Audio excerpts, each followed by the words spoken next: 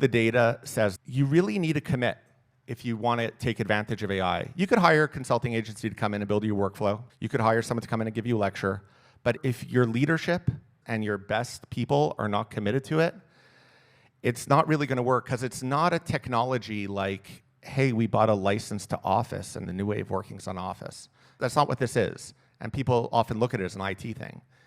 There's a new way of working which requires a new mindset. Sitting next to me, wherever I am, there's a trained, intelligent machines that can make anything better if you know what to ask it.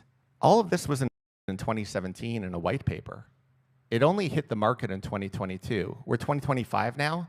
We are all just figuring out how to use this. You will figure out ways that no one's going to teach you how to do. You'll figure out your own tricks, and that is your advantage in the AI world. So the data is overwhelming. If leadership does not, I think it's like 70% failure rate. If you do not embrace it, and it's not just like, yeah, we should do AI. It's like, no, this is how we think now. So you got to use it yourself. Look at it first. My advice is, if you're bringing it into your company, don't think that this is a race and you have to get the answer right away. Look for it to do the simple stuff first, because that's how you're going to learn, and that's how your company's going to learn, and that's how you're going to get your people bought in. The number one thing that we all, as employees, hate is boring, tedious stuff. And AI is incredible. So my next piece of advice on adoption is you want to use it to kill the tedium. The next one is champions.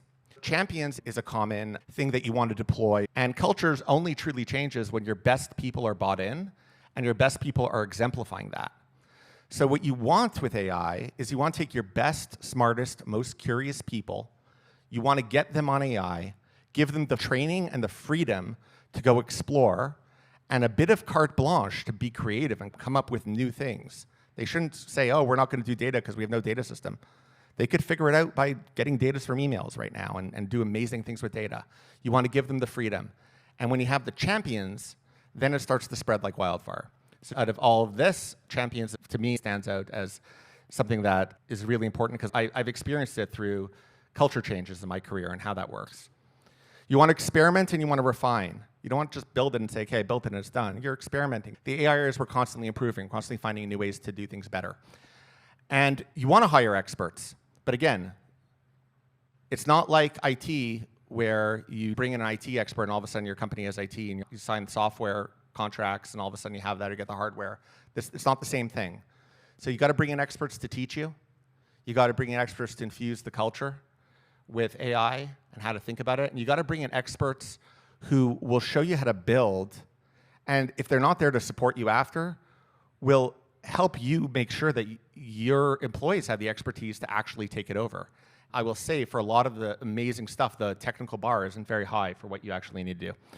And the last thing is sharing and scale. Anyone raise your hand if you feel like it's kind of a bit of an addiction? Once you start seeing what you can do, it's unbelievable. It's super important when you're getting into AI to talk to other people that are using AI and share best practices.